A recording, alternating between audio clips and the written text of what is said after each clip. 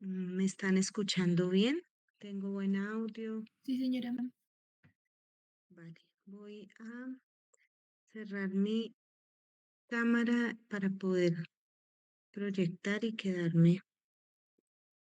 Ustedes se concentren en la presentación. Cualquier cosa vuelvo y activo. Si hay preguntas o algo y no me he dado cuenta que están levantando la mano, por favor me avisan.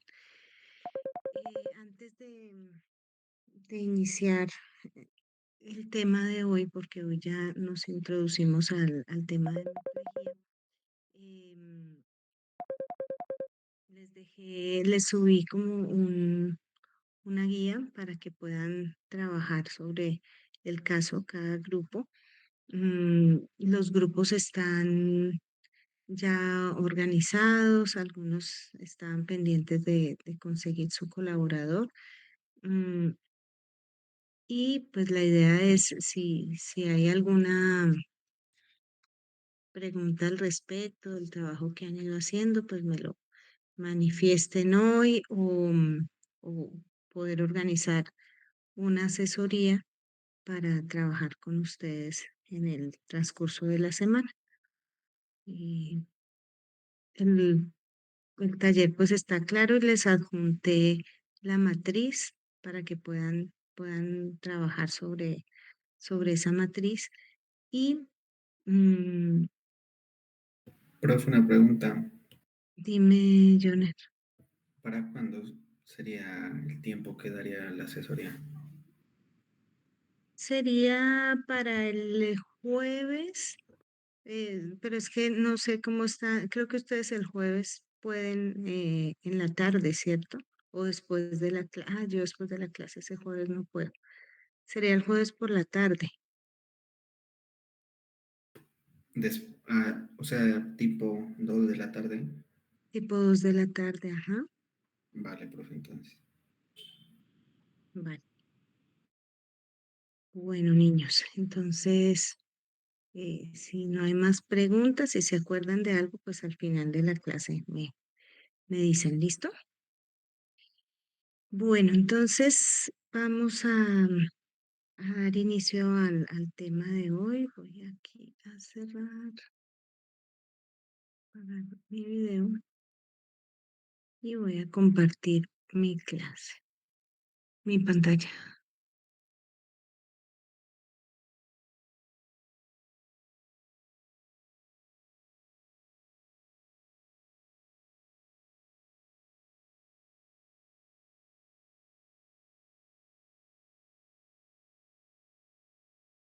Bueno, entonces vamos a iniciar con el siguiente tema que tenemos y que ya corresponde a la última unidad.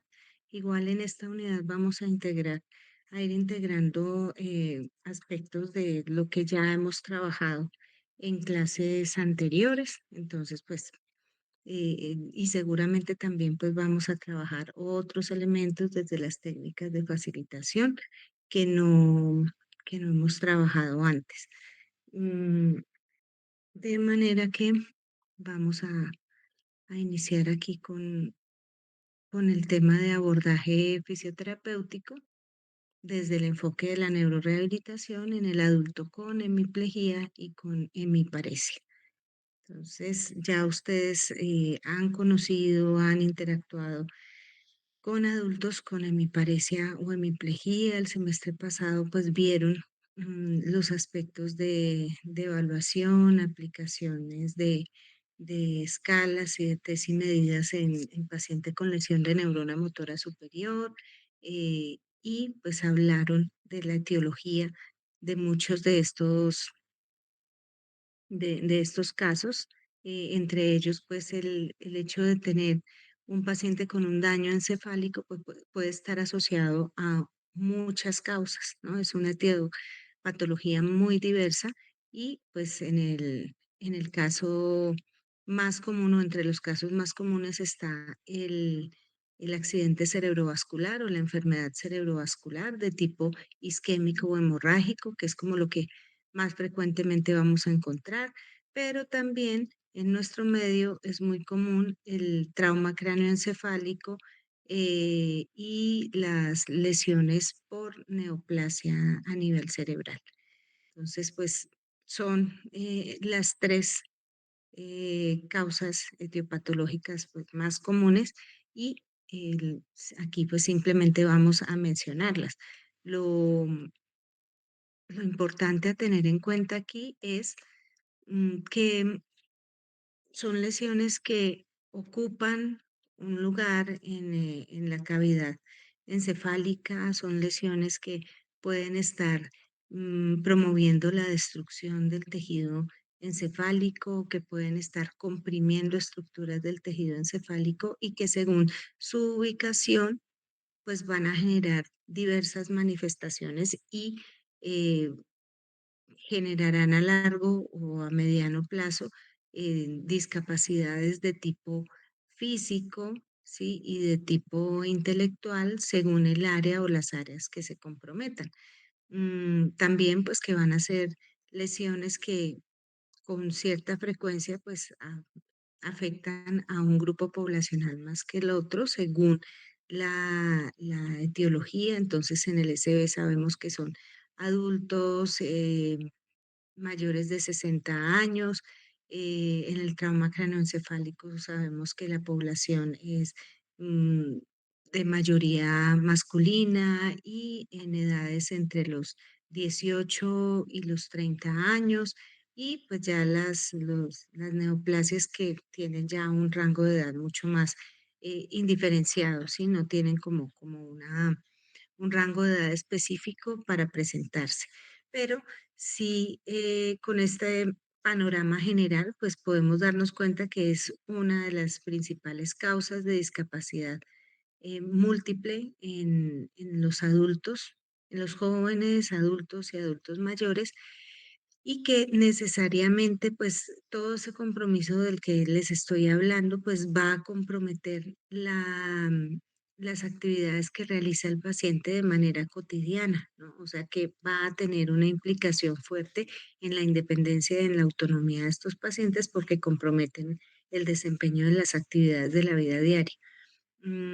Esto resulta devastador para el paciente y para la familia, ¿no? Porque son situaciones de patología, discapacidad que van a generar cambios o transformaciones en las dinámicas familiares. Por ejemplo, que si la persona que enferma es quien se encargaba de la mayor parte de los ingresos o simplemente que trabajaba y hacía parte pues del aporte económico de una familia.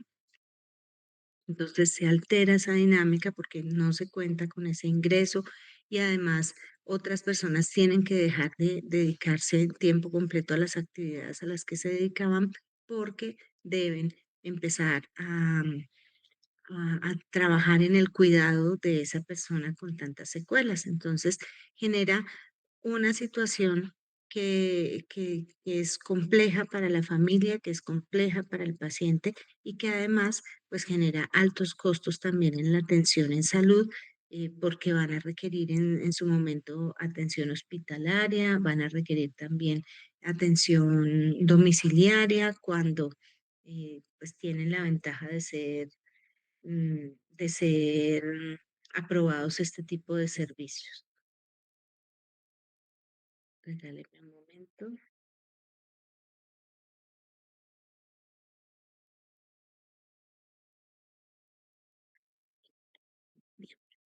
Entonces, siempre que hablemos de, en mi parece, y esto va a ser como a manera de repaso, porque ya pues es un tema que ustedes han trabajado, pero aquí necesito que lo recuerden bien y que además lo vayan correlacionando con otro tipo de manejos que hemos visto. Discúlpenme un segundito, por favor.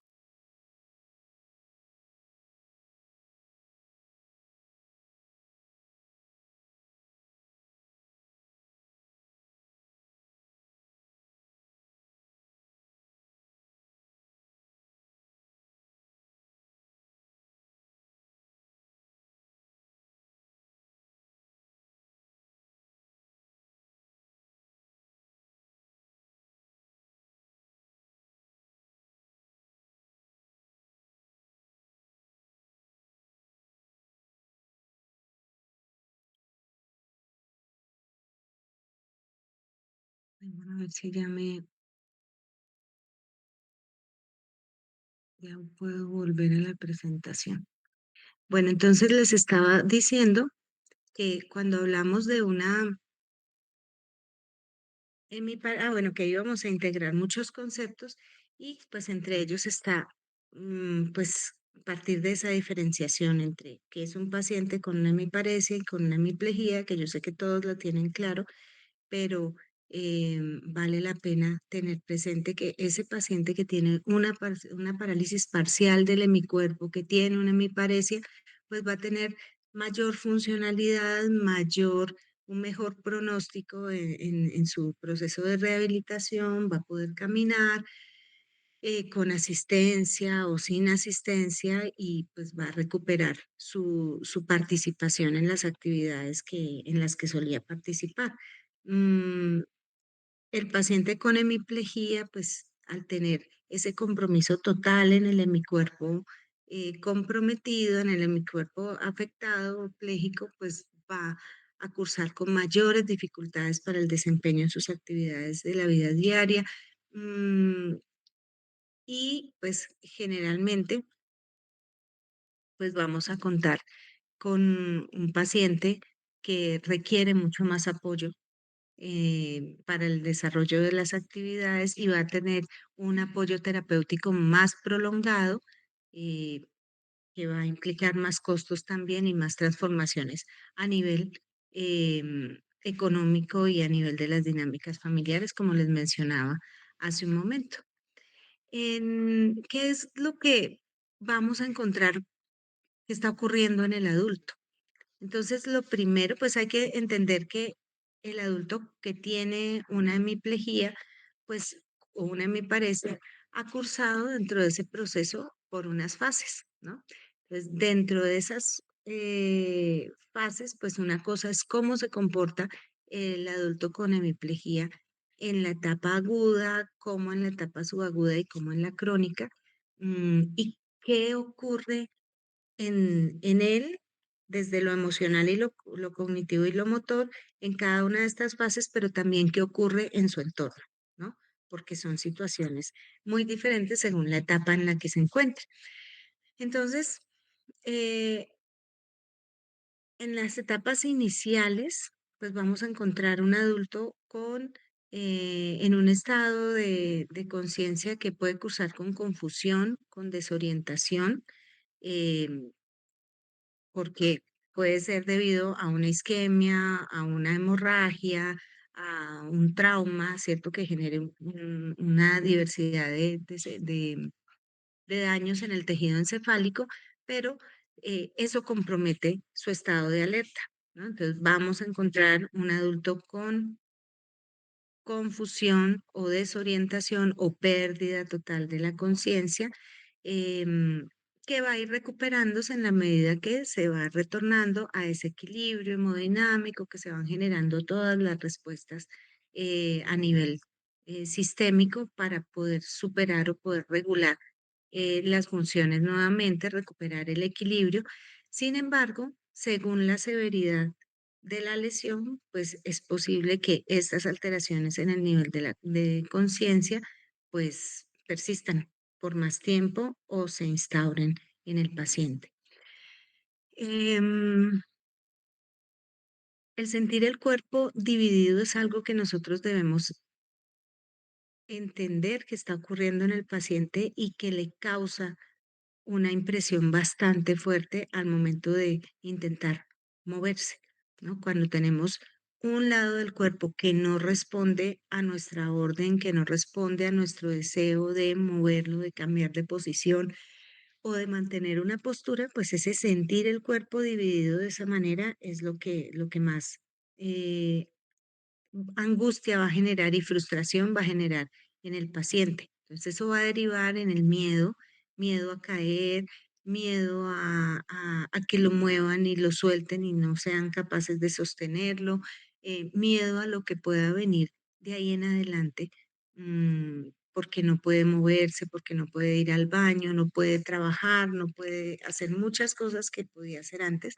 o no puede hacer nada de lo que podía hacer antes y eso todo empieza a generar miedo y empieza a generar ansiedad, ¿no? ¿Cuánto tiempo más va a pasar? ¿Por qué no puedo moverme? ¿Por qué no puedo cambiar de posición? ¿Por qué tienen que bañarme y ayudarme con la higiene después de, de una deposición o, bueno, o simplemente en bañarlo en la cama? Son situaciones bastante difíciles por las que el paciente está atravesando y es normal entonces que el estado de ánimo se altere. Entonces van a estar deprimidos, en ocasiones ustedes van a ver que el paciente los recibe bien, de repente empieza a llorar o puede estar irritable, luego llora, luego ya está tranquilo.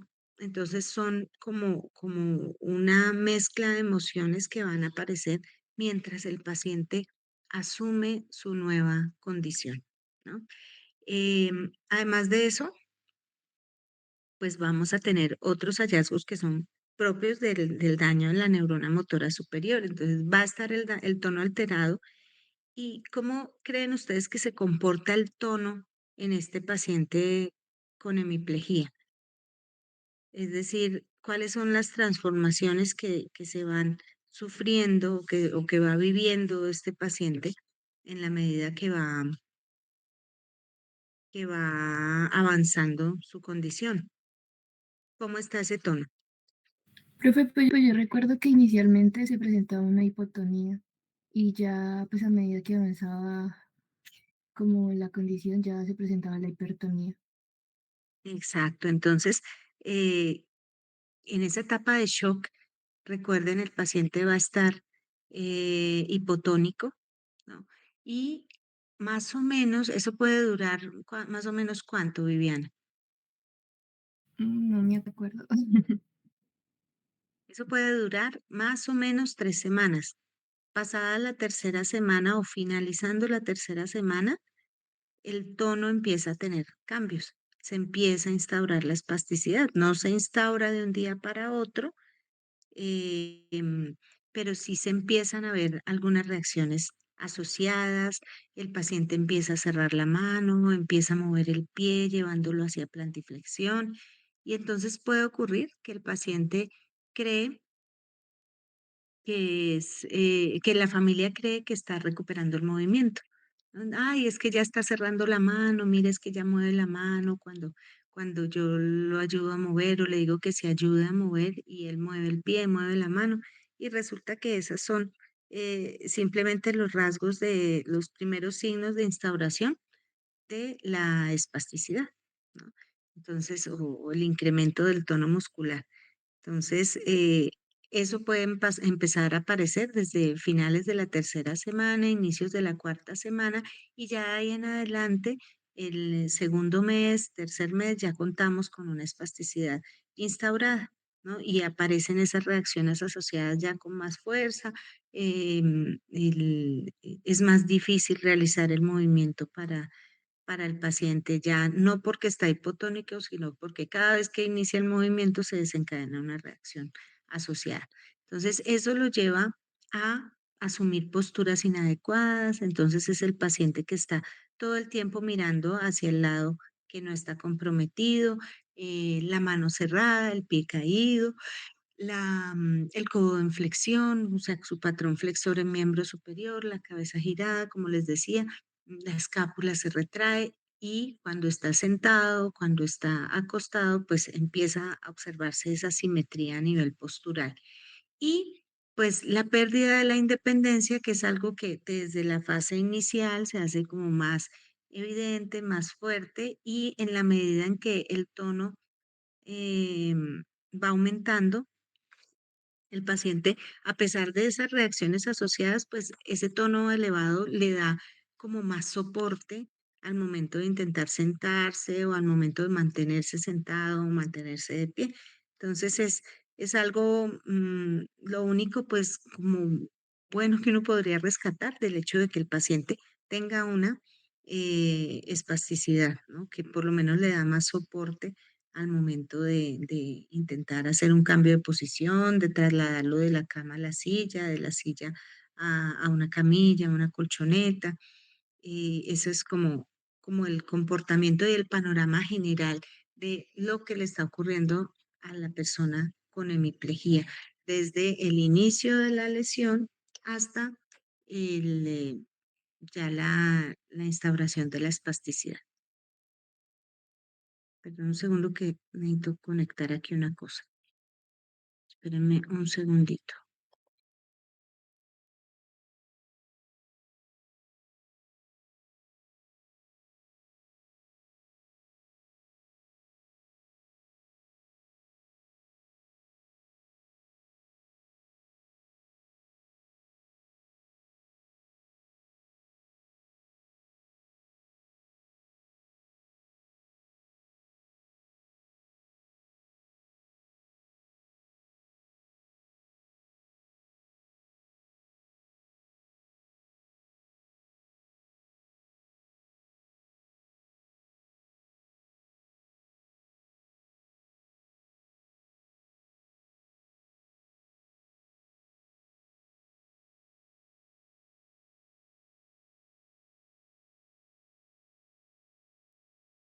Entonces, miren que en ese panorama como tan complejo de la persona con hemiplegia, nosotros estamos metidos en todo esto, ¿sí? Nosotros estamos desde el primer momento en el que el paciente está inconsciente o en el que el paciente está confuso.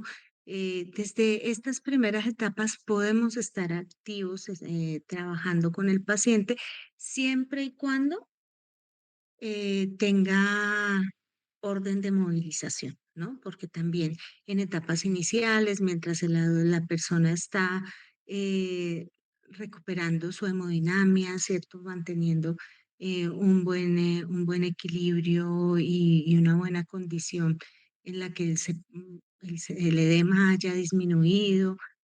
Mientras eso ocurre, pues hay pacientes que no se pueden movilizar. Hay otros con isquemias transitorias o con isquemias que no han generado unos cambios inflamatorios, unas respuestas inflamatorias tan intensas, donde nosotros empezamos a movilizar desde etapas muy tempranas. La idea es que mientras más temprano se dé la orden para iniciar la rehabilitación, recuerden que por procesos de plasticidad, pues mayores posibilidades tiene el paciente de recuperar esas funciones perdidas. Em,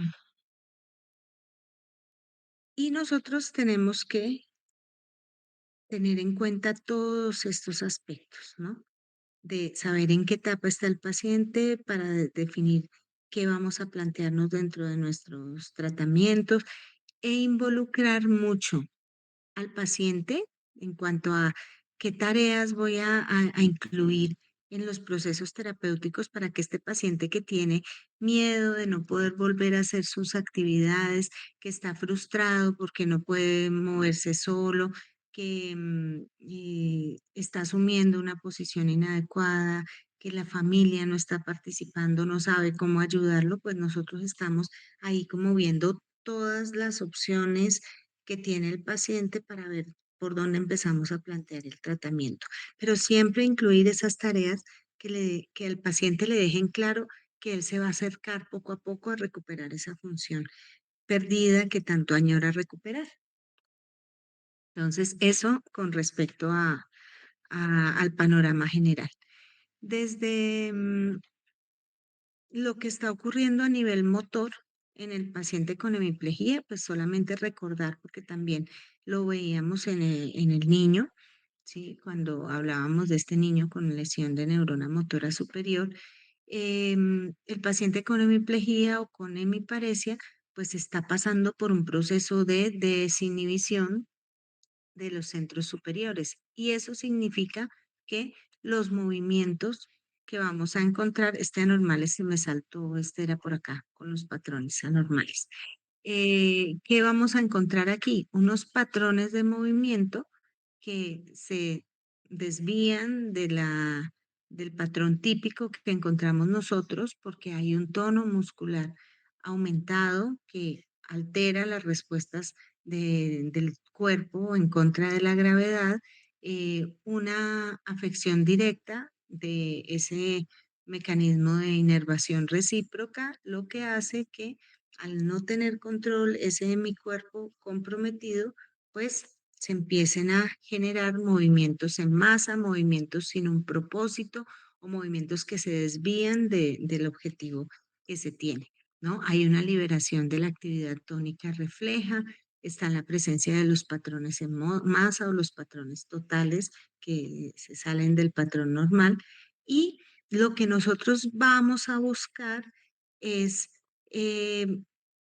lograr que el paciente aprenda a identificar cuáles son esos patrones de movimiento que más están desviándolo de lo típico em, y empiece a asumir conductas que le ayuden a inhibir esa liberación de esas respuestas y nosotros mismos también a facilitar esas respuestas em, más selectivas, ¿cierto? Promoviendo una inhibición de esa liberación de los patrones, que es lo mismo que trabajábamos con los pequeños, ¿no? Y es en lo que insistimos, de pronto em, no centramos nuestra terapia en estirar, en un estiramiento sostenido, en una movilización, en una manipulación del músculo para lograr regular el tono, pero sí trabajamos mucho desde cómo inhibimos esos patrones anormales desde la postura, desde el control de los puntos claves, desde el manejo de los movimientos en contra de la gravedad, desde el identificar cómo es que el paciente se mueve para poder generar unas respuestas más cercanas a los patrones normales y pues acercar a ese paciente a ese movimiento selectivo, a un movimiento coordinado que no lo fatigue, que cumpla el propósito, que sea armónico o lo más armonioso posible y que le permita asumir posturas en contra de la gravedad sin tanto esfuerzo. Esa es como nuestra meta y hacia allá buscamos siempre orientar nuestros objetivos terapéuticos. Y entonces aquí vuelve esta imagen que creo que se los había mencionado en otro momento y retomo estos gráficos donde yo voy a identificar cómo está funcionando en el adulto, en el paciente con hemiplegia o con hemiparesia, su actividad refleja. Entonces, es una respuesta postural. Bueno, ¿qué es lo que está pasando? Hay reacciones asociadas, dónde se están presentando y con qué intensidad se están presentando. Cuando el paciente intenta ponerse de pie, se disparan de manera intensa y no le permiten realizar el movimiento, o cuando el paciente intenta ponerse de pie, aparecen, pero le permiten cumplir con la tarea. Entonces tenemos que identificar eso. Otra cosa es, existe una reacción de apoyo positiva liberada, esa que de la que tanto les he hablado desde el principio de semestre y el paciente cuando la tiene presente o la tiene muy intensa, pues es ese paciente que tiene que realizar una marcha helicoidal porque no tiene forma de hacer flexión de rodilla para poder mover su pierna. Em, o la actividad tónica cervical asimétrica refleja, también está liberada como parte de esas respuestas anormales, patológicas y em, todo el tiempo está nuestro paciente con ese predominio flexor en la mano, en el codo, su escápula retraída, ignorándole mi cuerpo comprometido, mirando o girando su cabeza hacia el lado, no comprometido y generando una falta de reconocimiento o una nosognosia también impuesta por una respuesta refleja o asociada también a una pérdida sensorial, porque podemos encontrar que además de estas condiciones, estos tres aspectos que se observan en la actividad refleja postural anormal, también hay otras condiciones que mencionaremos más adelante, pero entre ellas la pérdida sensorial, que hace que sea todavía más difícil para el paciente entender y resolver el movimiento con un hemicuerpo que no le obedece y además no lo siente, ¿no? Entonces son condiciones que debemos entender nosotros desde la fisioterapia para evitar decirle al paciente, no, es que usted póngase serio, trabaje bien, haga un esfuerzo que es que tiene que pararse. Pues sí, él hace el esfuerzo, él sabe que tiene que pararse, pero no es tan fácil pararse cuando el 50% del cuerpo no obedece y no lo siento. Entonces, imagínense, ¿qué pasa? Y creo que les preguntaba hace un tiempo, ¿quién ha sentido los efectos de de una anestesia raquídea, donde uno deja de sentir las extremidades y cómo es de difícil, aun cuando los músculos están funcionando y respondiendo, cómo es de difícil moverse cuando uno no siente la extremidad, cómo es de difícil organizar los movimientos cuando uno no siente la extremidad, ¿no? O simplemente ejemplos más comunes, como cuando se adormecen las piernas, ¿no? Antes de que empiecen esas parestesias intensas, eh, que nos recuerdan que la pierna está ahí presente, cuando no la sentimos bien, eh, es difícil movernos, ¿no? Empezamos a cojear. O cuando tenemos una articulación inflamada, que el edema es tal que altera la recepción de los propioceptores y entonces se siente uno como pisando blandito, como pisando con una extremidad más pesada o más grande. Entonces miren que todas esas alteraciones afectan el movimiento y, y nosotros debemos tratar de entender qué es lo que le pasa al paciente para saber cómo reeducarle el movimiento, ¿no? Entonces, con respecto a la actividad tónica cervical asimétrica, refleja liberada, pues el hecho de que existan estas rotaciones cefálicas va a hacer que se altere la alineación del paciente, que se altere la posibilidad de manipulación, de realizar movimientos que se salgan de esa sinergia, que sean más disociados. em, y pues esta respuesta va a variar según la posición que tenga el paciente, según la acción de la fuerza de gravedad, según la condición de salud del paciente también. Un paciente que tiene dolor, que tiene algún malestar, pues va a tener mayor compromiso del tono ese día en el que está sintiéndose mal. El paciente que tiene este predominio tónico cervical asimétrico no puede alinearse completamente, ¿sí? Cuando está sentado, cuando está acostado, cuando está de pie, siempre va a estar desalineado porque va a tener ese predominio asimétrico en las extremidades comprometidas y eso hace entonces que cuando él vaya a cambiar de posición en la cama, en la silla o de pie, pues adopte posturas inadecuadas porque esa reacción es una reacción en masa, es una reacción que se incrementa ante el trabajo en contra de la gravedad. Entonces nosotros debemos procurar que el paciente que está obligado a adoptar estas posturas inadecuadas no se acostumbre a adoptarlas siempre, sino que estemos ahí, lleguemos en el momento en que podemos enseñarle otra manera de cambiar de posición, otra manera de sentarse, otra manera de mantenerse de pie, sin asumir esas posturas tan asimétricas, ¿no? Enseñarle cómo a cargar el peso de manera simétrica, enseñarle al paciente a mantener la cabeza alineada y a partir de ahí, pues vamos a poder mm, lograr otro tipo de movimientos que de pronto se enmascaran o se dificultan cuando la persona no está eh, con todos sus segmentos alineados. Otro elemento, estoy aquí como desbaratando ese primer gráfico que les mostré, es esa reacción de apoyo positiva. Entonces, la reacción de apoyo positiva liberada en el paciente con hemiplegia es, responde a una modificación del empujor extensor espinal, ¿no? Pero una modificación estática.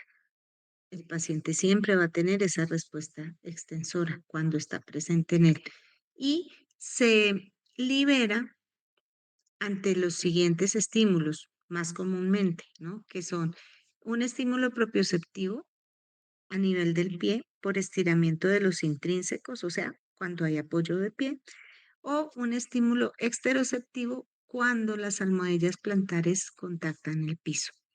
Entonces, estos dos estímulos son los principales desencadenantes de la reacción de apoyo positivo liberada y que si a esto le sumamos una espasticidad presente, pues va a tener una respuesta extensora que le va a limitar incluso ponerse de pie o mantenerse de pie. Entonces, es una de las respuestas en las que hay que centrar la atención y ver cómo se evita que ese apoyo se dé. Pues imposible que no apoye, entonces no podría caminar, ¿no? Pero si el apoyo en las almohadillas o el contacto en las almohadillas plantares desencadena más todavía este empujón extensor, pues procuremos adaptar el apoyo a que vaya desde el talón, como con una férula, con un calzado apropiado para que no se acostumbre a caminar en punta de pie, porque ese apoyo en la punta de un pie con unos dorsiflexores inactivos, pues lo que hace es siempre desencadenar esa respuesta de apoyo positivo. Por eso, las férulas son tan importantes desde el primer momento. No cuando la espasticidad ya se instauró, sino antes de que haya contracturas, antes de que los músculos estén acortados, antes de que sea más difícil llevar el tobillo a dorsiflexión. Y aparecen las benditas reacciones asociadas, que ya les había mencionado y cuando hablamos con el tema en pediatría, pues hablábamos de esas reacciones como reflejos tónicos o como respuestas posturales que se dan en los músculos que están privados de control voluntario y que de manera característica cuentan con una latencia más prolongada. O sea que estas reacciones asociadas aparecen ante un esfuerzo eh, o ante realizar una nueva actividad que le cueste trabajo al paciente, pero llama la atención que ellas no desaparecen en el momento en que se acaba la tarea que estaba realizando con tanto esfuerzo, sino que ellas persisten por unos segundos más, ¿no? Y eso es lo característico y es de pronto lo que la diferencia de los movimientos asociados que estos movimientos asociados son los que aparecen cuando hacemos un esfuerzo y que yo les contaba, les hicimos el ejemplo de caminar con los pies adentro y hacia afuera, ¿cierto? Y les hacía la diferencia de cómo cuando se acaba la tarea de caminar con los pies hacia adentro, las manos dejan de rotarse hacia adentro también. Pero en una reacción asociada les decía, persiste la respuesta, ¿sí? El paciente se intenta parar, se flexiona el codo, se flexiona la mano, ya se paró el paciente, se agarró, eliminó el trabajo fuerte en contra de la gravedad y la mano sigue doblada y sigue flexionado el puño. Entonces, esa es una de las grandes diferencias entre una reacción asociada y un movimiento asociado. Además que el movimiento asociado se produce en músculos sin que haya un compromiso o una patología que afecte el tono postural o el tono muscular. De esto ya habíamos hablado, entonces pues no lo retomo porque fue un tema que ya lo trabajamos. Sin embargo, sí para entender que, para recordarles a ustedes que en la hemiplegia esas cincinesias van a tener varios tipos, ¿no? Entonces, en estos pacientes que tienen un daño en la vía piramidal, donde hay una falta de control inhibitorio a nivel central, pues lo que está mandando el movimiento va a ser todas las estructuras subcorticales y por eso se liberan estas respuestas reflejas, ¿no? Y entonces aparecen las cincinesias que ustedes habrán aprendido a valorar en el paciente, ay, ¿qué pasó? En el paciente con lesión cerebral, lesión encefálica, y aquí simplemente pues les comparto estos gráficos, ¿no? Entonces, la sincinesia de imitación, donde le pedimos a nuestro paciente que realice un movimiento con el hemicuerpo no comprometido y se va a generar una respuesta, la misma respuesta en el movimiento, en el hemicuerpo comprometido. Entonces es muy común dentro de estas cincinesias de imitación que tengamos que cuando le pidamos al paciente que mueva las piernas, que realice abducción,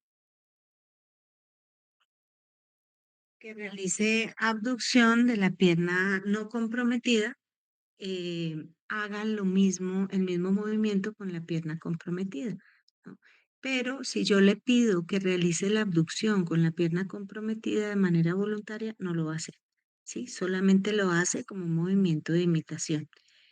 Mientras que en la sincinesia global, cuando yo le pido al paciente que realice un esfuerzo, una tarea, con el hemicuerpo no comprometido, se va a desencadenar toda una respuesta en el hemicuerpo comprometido. Esa es una sincinesia global. Por ejemplo, em, girar, cambiar de posición, ¿no? Entonces, cuando yo intento hacer el cambio de posición con el hemicuerpo no comprometido, se va a desencadenar una sinergia flexora en el miembro superior y una sinergia extensora en el miembro inferior, ¿no? O las incidencias de coordinación, que son las que más comúnmente observamos cuando le pedimos al paciente con hemiparesia que intente levantar el brazo para alcanzar una botella y en ese intento de elevación del brazo se aumenta el tono extensor en el miembro inferior y se aumenta el tono flexor en el miembro superior, ¿no? Esa es una sincinesia de coordinación. Entonces, las tres sincinesias se presentan en el paciente mm, con lesión de neurona motora superior. Bueno, estas las vamos a ver acá. Aquí pues tenemos la sincinesia de imitación, ¿no? Cuando le pedimos al paciente con su extremidad no comprometida que apriete su mano fuerte. Miren, entonces aquí está la orden, ya va a apretar la mano y antes de que apriete y cierre completamente la mano no comprometida, ya la comprometida empieza a cerrarse también. Y cuando desaparece la orden, pues la mano todavía puede conservar algo de tono flexor. Bueno, aquí está lo que les acabé de explicar. Bueno, con respecto a las reacciones de enderezamiento, pues ustedes ya saben lo que es una reacción de enderezamiento. Hicimos la, el, el ejercicio pues de diferenciar entre lo que es una reacción de enderezamiento, una reacción de equilibrio y una reacción protectiva. Aquí podemos ver en un adulto con hemiparesia esas reacciones de enderezamiento durante una actividad sencilla como lo es levantar el pie para pisar el cojín, que tiene la altura de un escalón convencional, un escalón de 15 centímetros, mm, los ajustes que debe hacer para lograr mantenerse alineado. Es como la pelvis la vemos basculada para poder hacer la actividad, como necesariamente va a buscar el apoyo porque estas reacciones de enderezamiento no son suficientes para permitirle realizar la tarea.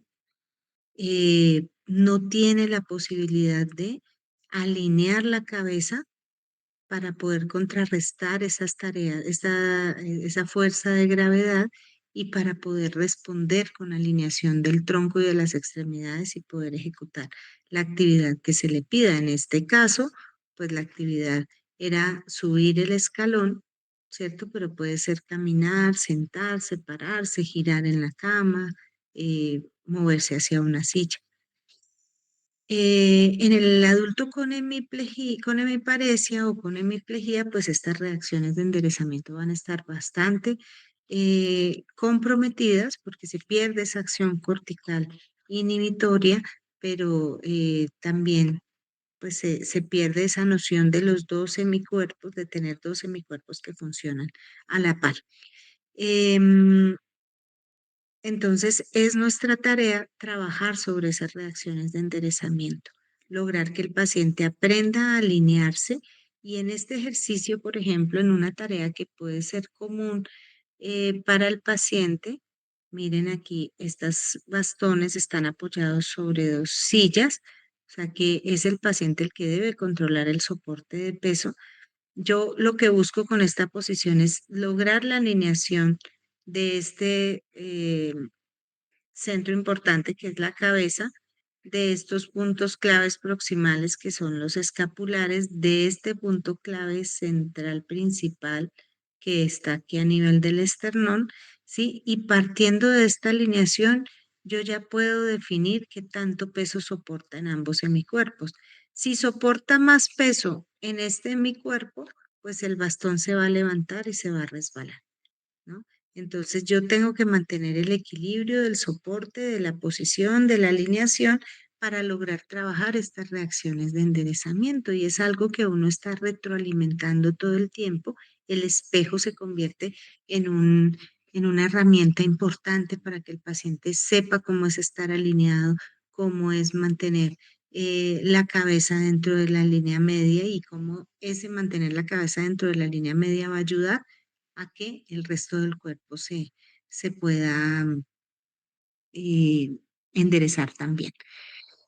Y aparecen las reacciones de equilibrio, que recordemos que son un nivel más allá de las reacciones de enderezamiento, de las que ya hablábamos y que nos van a permitir evitar que ese centro de gravedad se salga y nos haga caer.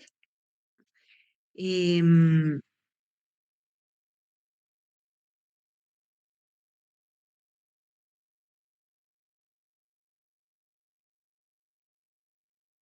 En este caso, por ejemplo, en el caso de las niñas, pues ellas pueden ajustar su cuerpo, pueden alinearlo para evitar caer de este puente, ¿no? Manejando una base de sustentación estrecha. Cuando hacíamos la clase pasada, nuestro romper, cuando buscábamos volver al equilibrio, abríamos los brazos, realizábamos los ajustes, ¿cierto?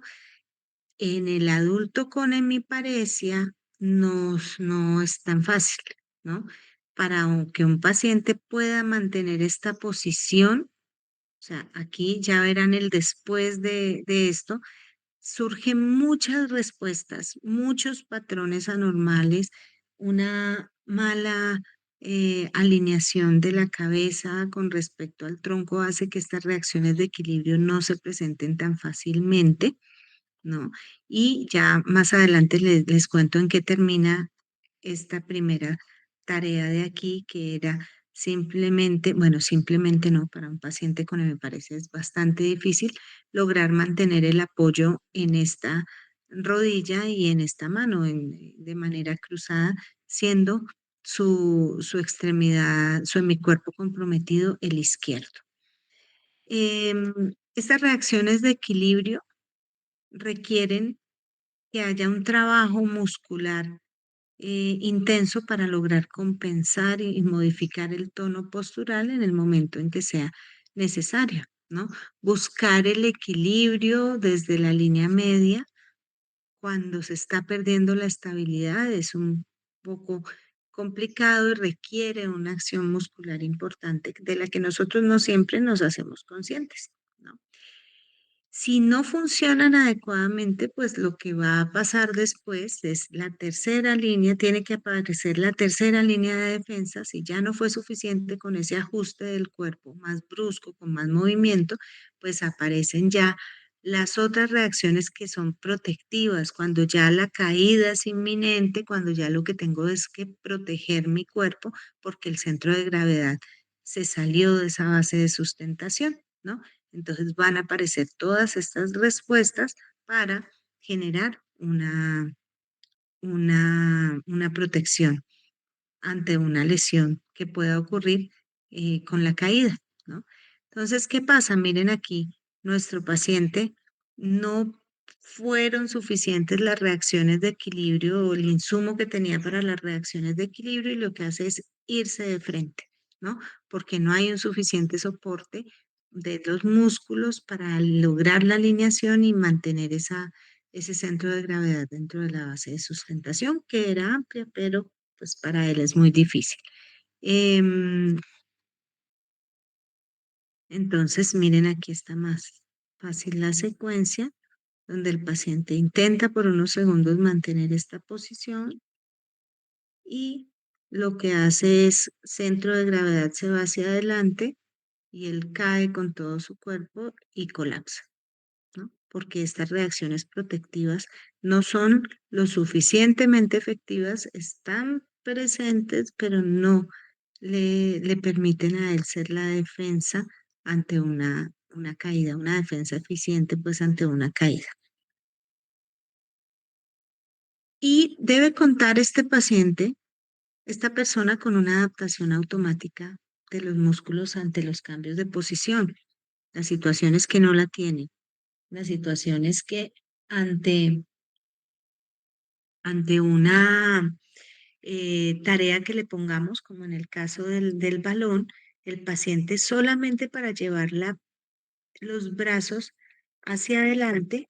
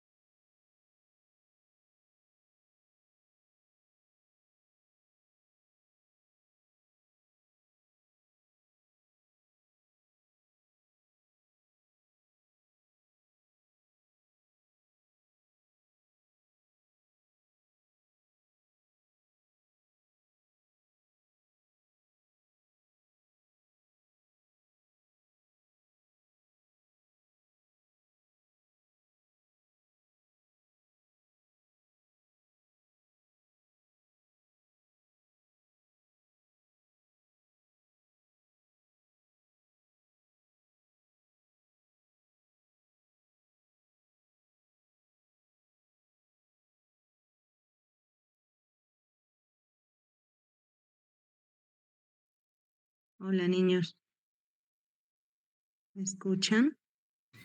Hola, profe. Profe, Tiene la culpa a mi gato que me pasó por encima del computador y no sé por qué me le desconectó el internet. Bueno, em, espérenme un momentico.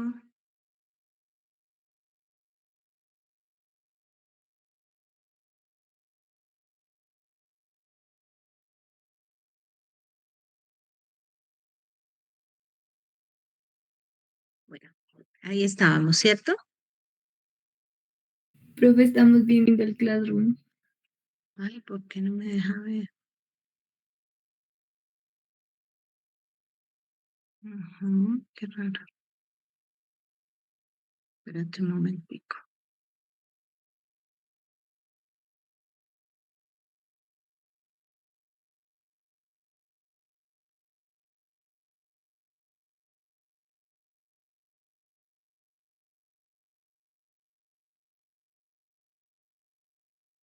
Ahora sí. Ahora sí, ¿cierto? Sí, profe, ya. Ujú, gracias. Bueno, entonces quedamos en la adaptación automática. ¿En qué parte me quedé?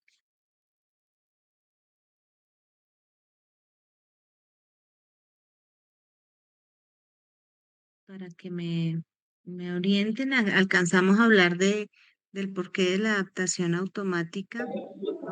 Eh, aquí, ¿cierto? Dime.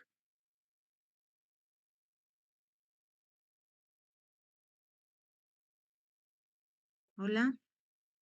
¿Quedamos aquí o pasamos acá? Profe, en la anterior diapositiva. Vale, gracias, Liz. Bueno, entonces aquí les estaba hablando de que esas respuestas de acomodación las vamos a empezar a trabajar en estos pacientes, ¿no? Entonces, como les decía, em, para realizar estos pequeños movimientos, toda la adaptación que se tiene que hacer desde cuello, desde tronco y desde las extremidades. Para este paciente, les alcancé a contar que él quería montar bicicleta. No les alcancé a decir eso. No.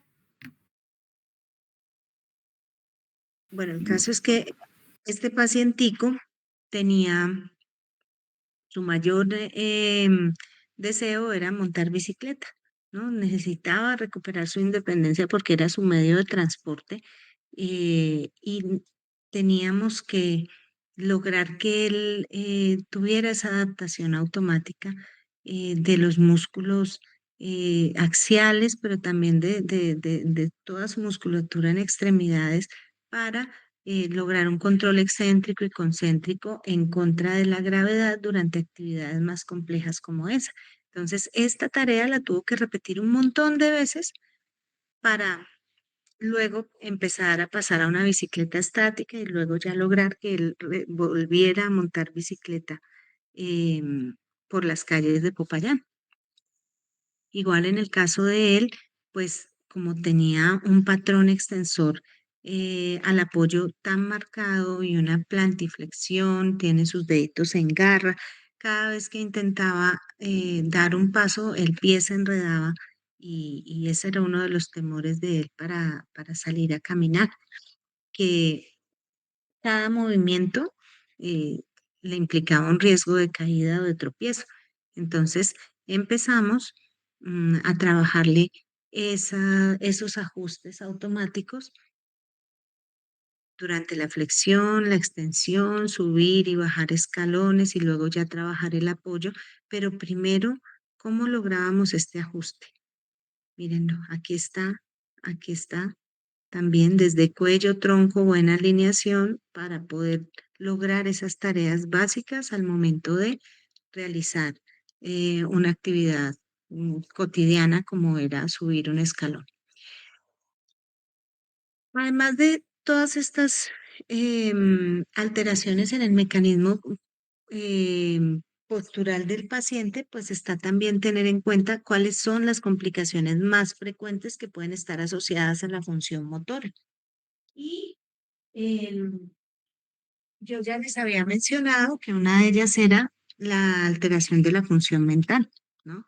Pues que puede haber alteración de la conciencia, reacciones emocionales inapropiadas, como el llanto inmotivado, como la agresividad, la irritabilidad, mm, o también situaciones de desinhibición sexual, de desinhibición en el lenguaje.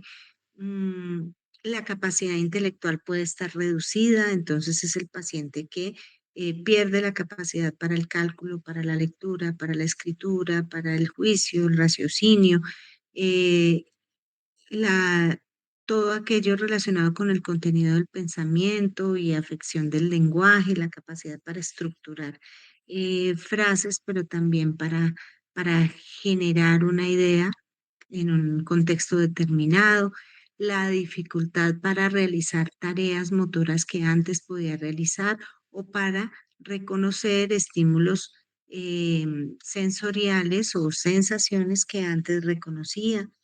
Entonces, todo esto puede estar presente, a veces todo en un mismo paciente, otras veces un paciente con una condición de su movilidad y una condición desde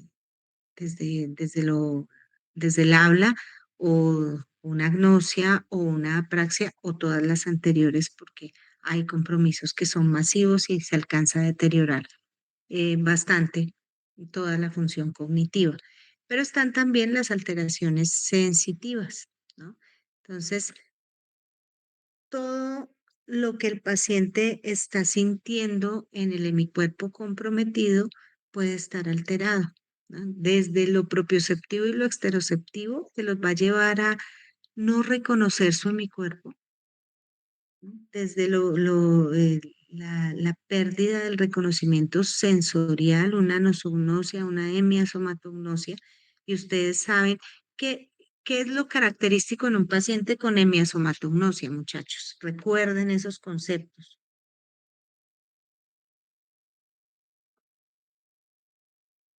¿Qué es lo característico?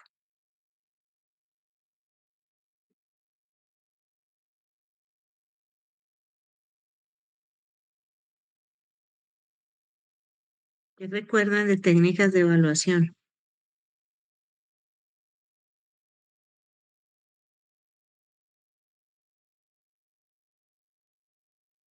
¿Se me desconectaron otra vez todos? ¿No están poniendo atención? ¿No se acuerdan? Cuenten pues. No, profe, es que no nos acordamos.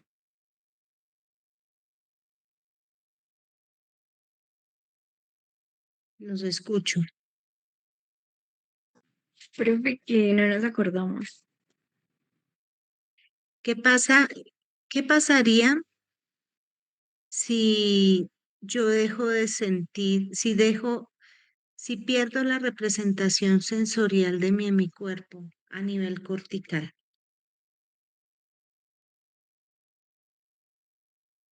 ¿Qué pasaría?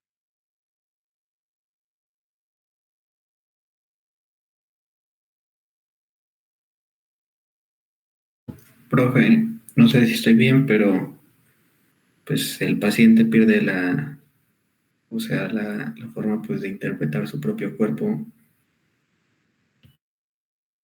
Ok, ¿y eso qué significa?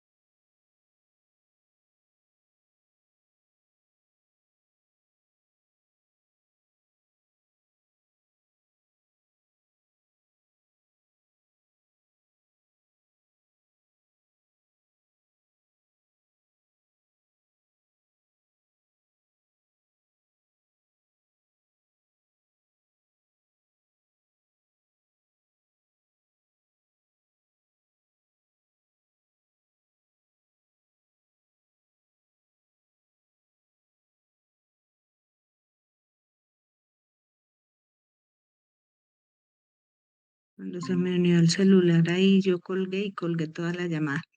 Entonces, mira, Joner era el que me decía, ¿no? Que se alteraba de la manera como manifestó y es más complejo que eso. Eh, este paciente,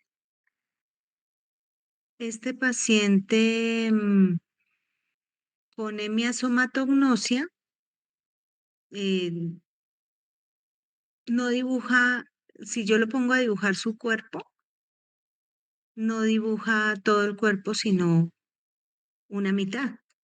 Si yo le digo que me describa lo que hay en el espacio, solamente me describe lo que observa con la mitad de un cuerpo, de su cuerpo, no lo que percibe al otro lado. Entonces puede dibujar medio reloj, medio cuadro, medio árbol, ¿sí? Lo que alcanza a percibir porque es una pérdida de toda la mitad de su cuerpo, incluido lo que pueda percibir visualmente, ¿no? Entonces, este paciente, si yo no hago una valoración completa de mi paciente con hemiplegia, puedo pasar por alto muchas cosas que están pasando a su alrededor o dentro de él, ¿no? Entonces es cómo está el afecto, cómo está la emoción, cómo está la cognición en general, cómo está el lenguaje, cómo está la sensibilidad, cómo está él viendo el espacio, cómo está escuchando y cómo está su equilibrio, ¿no? Yo tengo que tener en cuenta Ok. todo eso porque de la integridad de las vías va a depender el cómo se esté comportando nuestro paciente. Y además de esto, miren todo este listado. Nuestro paciente, además, Profe, es que no estás perdón, compartiendo pantalla. ¿no? Ay, gracias. Además de que este pacientico, ahora sí, bueno, no le estaba pasando sino uno. Además de que este pacientico puede tener cualquiera de esos compromisos que les mencionaba. No, ya las voy a, tranquilos, que mientras hablo estoy compartiendo. Eh, Además de que mi paciente pueda tener esos compromisos que les mencionaba, también va a tener otras alteraciones. Por ejemplo, alteraciones a nivel de los hombros, un hombro doloroso, ¿sí? Que es una situación bastante complicada para mi paciente con hemiplegia, porque imagínense que un cambio de posición implica movimiento de hombro y el hombro doloroso en el paciente con hemiplegia es bastante fuerte porque se debe a un pinzamiento o se debe a una eh, subluxación del hombro, ¿no? Un paciente con hombro doloroso no duerme bien porque cada vez que intenta cambiar de posición o moverse un poquito en la cama, lo despierta el dolor y luego le queda difícil conciliar el sueño porque es un dolor muy intenso. Un paciente con hombro doloroso que tiene dificultad para dormir, pues entonces además se va a deprimir porque cuando no dormimos bien hay trastornos de ansiedad, hay depresión, ¿sí? No va a querer ir a terapia. Si va a terapia no deja que lo movilicen porque solo mover la mano ya le duele, ¿no? Entonces, son complicaciones que se van a presentar de manera frecuente en el paciente y que nosotros debemos tener muy presentes para abordarlas también. Eh, ya luego les hablaré de qué es lo que lleva a producir este hombro, a desencadenar este hombro doloroso. Em, Retracciones y contracturas, retracciones en la escápula, retracciones en la pelvis, retracciones en el pie, en la mano, asociados a pues todas estas falta de control en los movimientos, dificultad para realizar un movimiento voluntario, espasticidad, ¿cierto? Que hace que haya retracciones y contracturas en estas articulaciones, las posteriores deformidades articulares, un pie equino, una escoliosis o una cifoescoliosis, en fin. Las úlceras por decúbito, sobre todo en esas primeras etapas o mientras el paciente no pueda movilizarse por sí solo y tenga que depender de otros para los cambios de posición, las úlceras por decúbito aparecen con frecuencia y son bastante riesgosas porque pueden desencadenar otro tipo de infecciones y generar malestar general en el paciente. Hay pacientes que por una infección en una úlcera mueren, ¿no? Entonces hay que ser muy cuidadosos con esto. Las alteraciones del sueño que pueden estar ligadas a la presencia de dolor por el hombro doloroso o simplemente porque un paciente cuando está hospitalizado o cuando permanece mucho tiempo en cama, duerme mucho de día y de noche no puede dormir. Entonces se le altera el sueño y el paciente, eh, pues a consecuencia, pues se le va a afectar también su estado de ánimo. El paciente si está deprimido deja de comer, pero también podemos tener pacientes que por estar mucho tiempo acostados, pues sus condiciones nutricionales son em, deficientes porque no puede comer lo mismo que comía cuando podía estar sentado, o porque está somnoliento, o porque tiene una alteración de otro tipo de alteración del estado de conciencia. Si está mucho tiempo o si tiene compromiso de pares craneanos y hay una alteración de la deglución, pues tampoco puede alimentarse igual.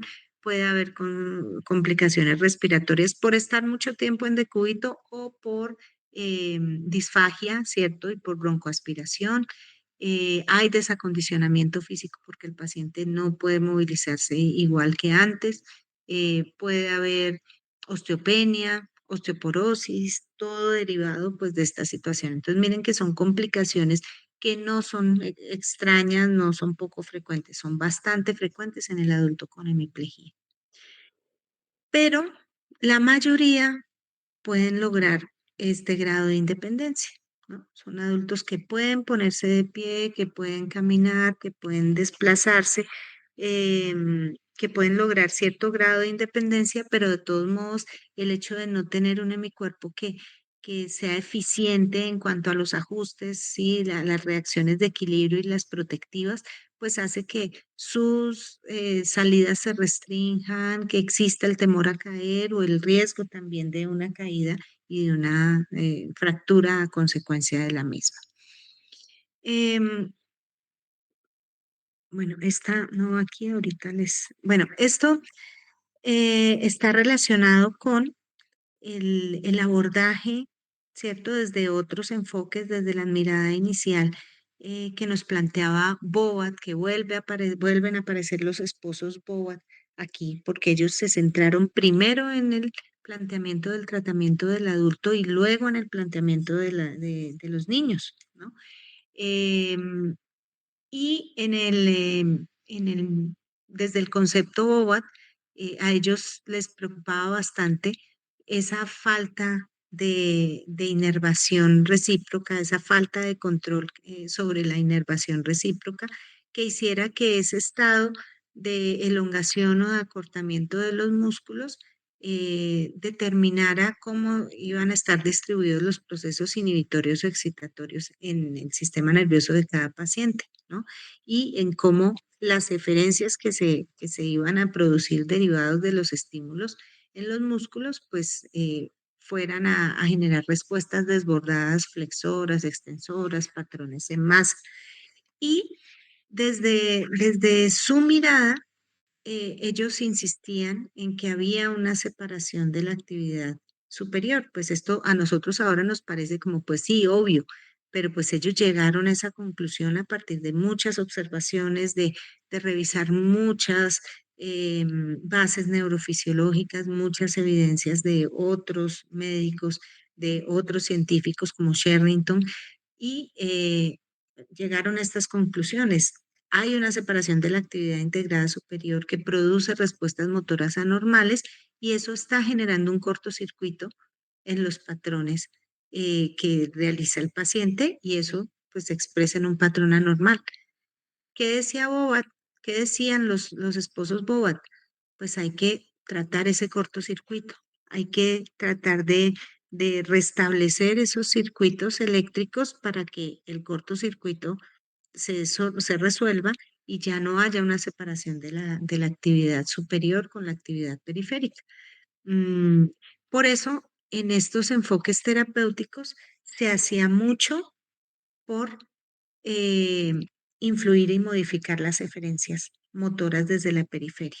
por eso CABAT, por eso BOAT hacen tanto énfasis en el taping, ¿cierto? En el contacto manual, en el posicionamiento, porque decían que si desde afuera que si yo lograba generar estímulos, esas eferencias o esas respuestas motoras se podían em, ir controlando poco a poco y podíamos más adelante inhibir ese cortocircuito presente, ¿sí? Este era el enfoque terapéutico desde el origen de los esposos Boat, que fueron los pioneros en el abordaje del adulto con hemiplegia, ¿no?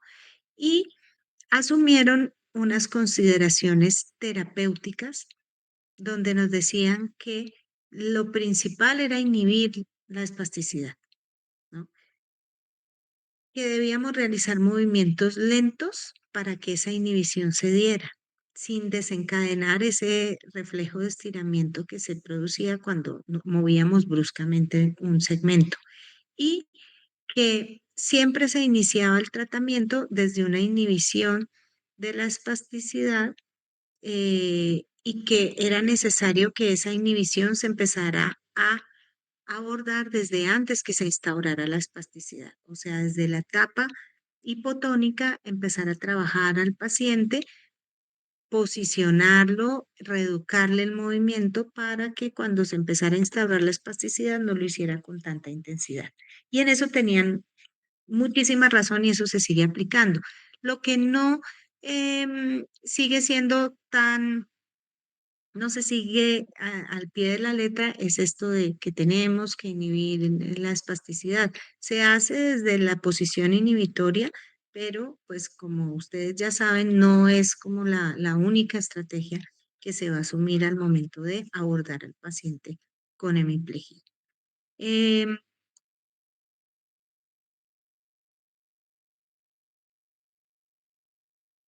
Vamos a ver aquí un momentico de este video. Vemos que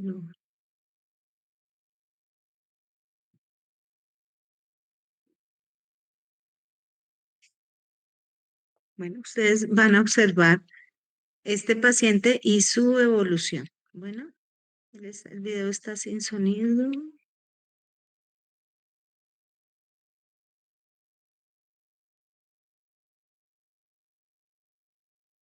Sí, no sé por qué.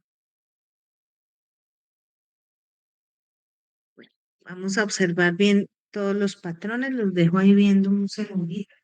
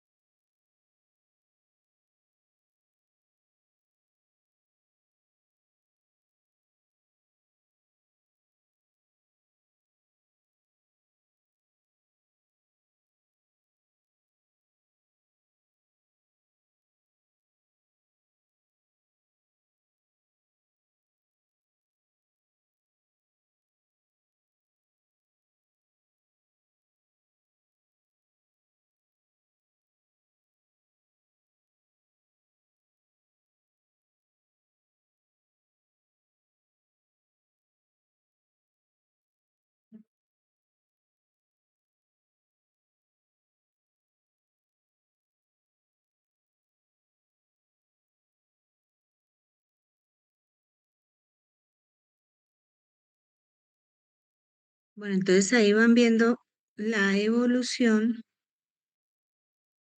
en un proceso de neurorehabilitación de un adulto mayor con secuelas de un SB. Miren ahí lo que hablábamos ahora de la adaptación automática, cierto que lo vimos con el Locomat, pues y con todo esto de marcha robótica. Aquí estamos trabajando el control concéntrico y excéntrico de la flexoextensión de la rodilla, que es uno de los movimientos selectivos más importantes al momento de reeducar la marcha y reeducar las transferencias, ¿cierto? De sedente a bípedo, el ascenso y descenso de escaleras. Entonces, esta dorsiflexión con flexión de rodilla es importante, ¿cierto? Y ahí se realizan una serie de adaptaciones posicionando el pie, logrando mayor deslizamiento del tobillo durante la ejecución de la tarea. Aquí pues con este Locomat un poco más moderno, ¿cierto? Donde con realidad virtual, apoyo de realidad virtual, el paciente tiende a corregir mejor su postura.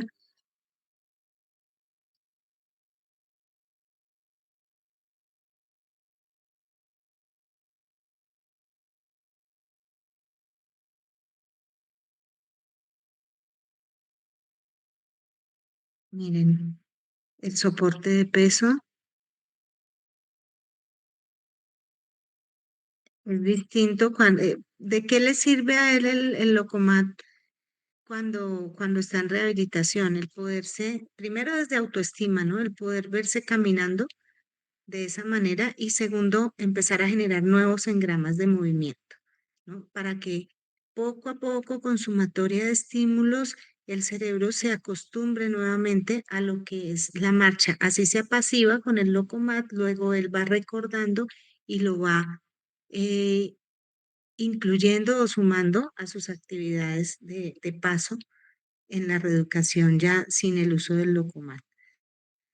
Aquí pues vamos viendo que requiere menos ayuda, ya solamente va con su cuidador, no requiere el apoyo de dos terapeutas al momento de caminar. Aquí ya le están haciendo entrenamiento con un bastón, un poco con un apoyo más reducido. Y en realidad les digo que la terapia uno tiende como a centrarla mucho en miembro inferior, ¿no? La terapia física. em, en la mayoría de los espacios y sobre todo en otros contextos terapéuticos, se trabaja mucho, con mucho más énfasis el brazo porque le da más, lo acerca más a la independencia, por esto de que le va a permitir la marcha posteriormente, ¿no?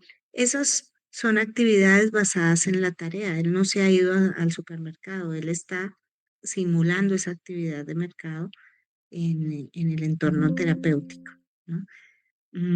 Estas son actividades basadas en la tarea también.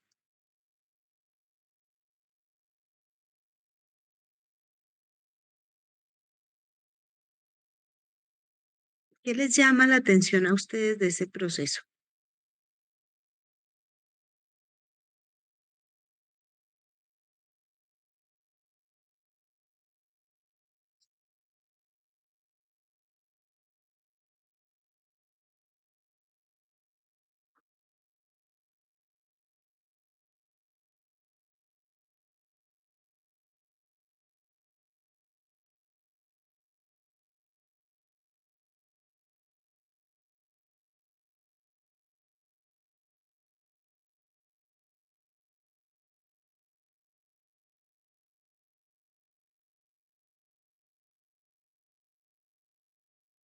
Niños, cuéntenme pues.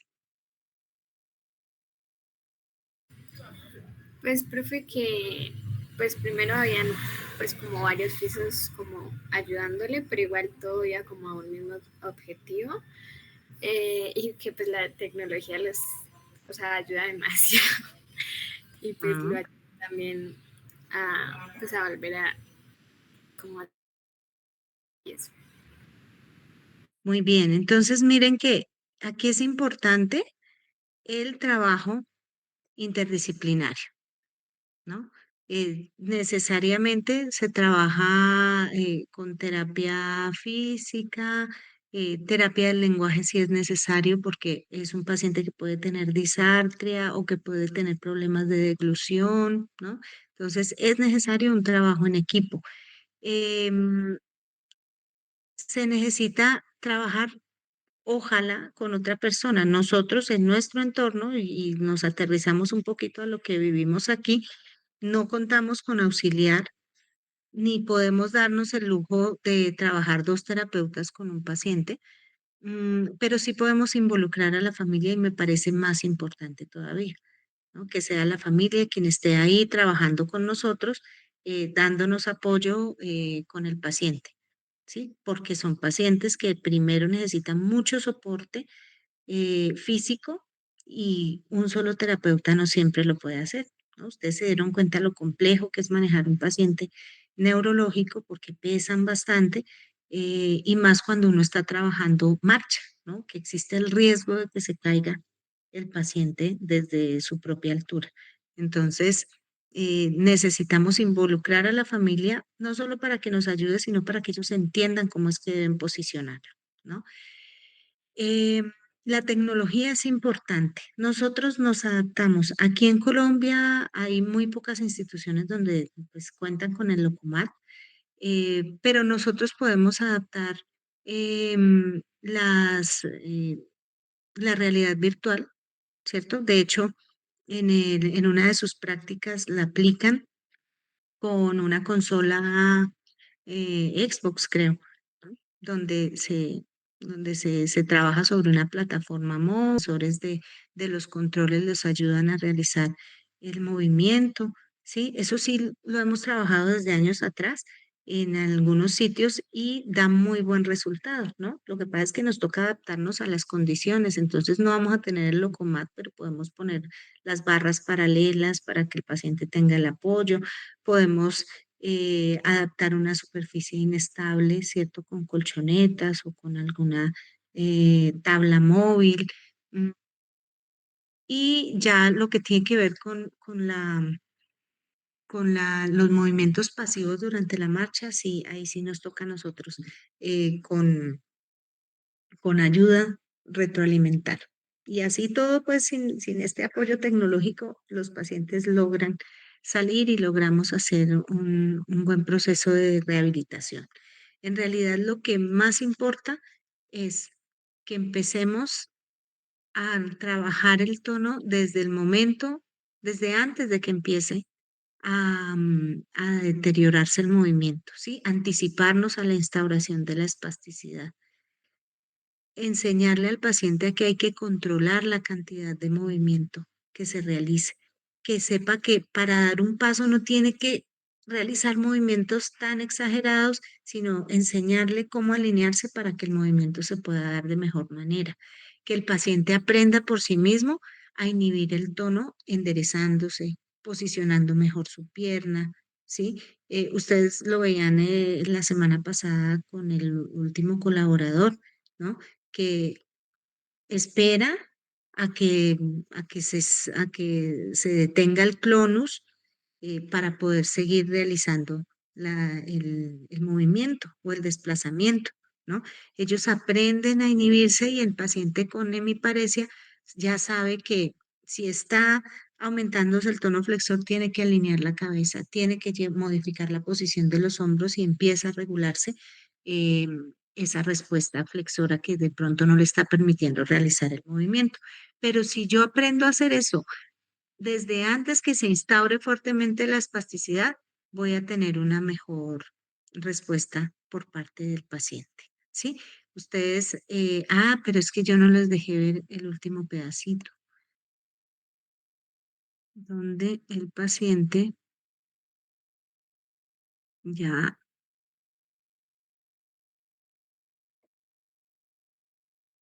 ya sale caminando. Es que esto es largo. Ay, caramba. Miren este último pedazo.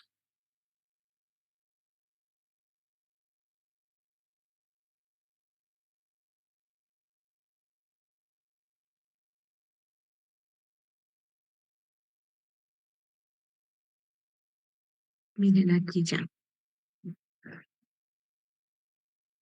Mírenlo ya en su casa. Entonces, un paciente que ya anda sin bastón puede desplazarse en su casa, levantarse cuando quiere, ir a la cocina, al baño, ¿sí? Acompañado puede andar en la calle, ¿no?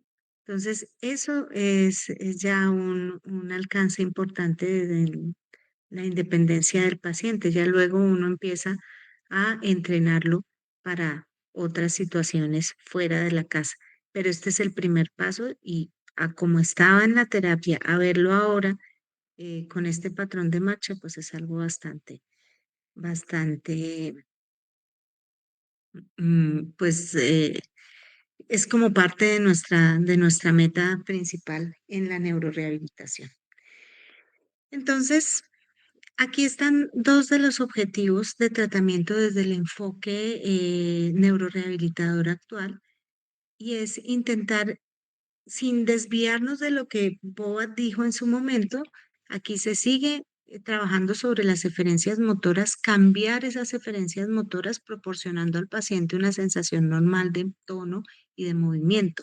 ¿Qué significa? Que el paciente tiene que aprender a inhibirse, saber cuándo el movimiento se está desviando, no acostumbrarse a caminar con la extremidad doblada superior y la inferior extendida, sino identifique cuál es el movimiento que no está bien y empiece a trabajar sobre esto, ¿no? Y recuperar el control sobre la actividad postural refleja normal, que no se llenen, que no sea normal entonces estar con esa reacción asociada, sino que siempre intente recuperarla. Aquí vemos otro pequeño ejemplo. ¿Sí? Miren, esto es una plantiflexión con un pie equino bastante fuerte, pero aquí se le está trabajando un poco la rotación de la cadera para mejorar el patrón de marcha y tratar de inhibir un poco esa plantiflexión, pero empezamos desde la cadera, luego de trabajar a pie. Aquí complicado porque el paciente no puede apoyar sobre el talón, entonces toca trabajar ese estímulo sobre la almohadilla plantar, pero es con lo que cuenta el paciente en ese momento. Entonces él realiza una marcha en flexión eh, bastante patológica, pero poco a poco la va corrigiendo. Entonces, dentro de las recomendaciones generales para el tratamiento está proporcionar la seguridad para el paciente. Si ustedes como terapeutas tienen miedo de movilizar al paciente, pues se tiran al paciente, porque yo tengo que darle seguridad de estar de pie. Y si cuando yo lo ponga de pie estoy diciendo, ay, pero cuidado, se me cae, no, venga, yo lo agarro mejor, venga, tenga cuidado, que es que me da miedo que se vaya a caer, pues ese miedo le va a dar más inseguridad al paciente, le va a aumentar el tono muscular y tiene más riesgo de caerse si se siente inseguro. Entonces yo debo proporcionarle seguridad, pero para proporcionarle seguridad debo hacer los contactos donde debe ser, que es lo que vamos a aprender. Ubicarnos en el lado que corresponde, alinear al paciente y nunca dejarlo a la deriva cuando el paciente todavía no es, no puede establecer un control sobre su cuerpo, ¿no? Entonces no lo debemos descuidar en ningún momento.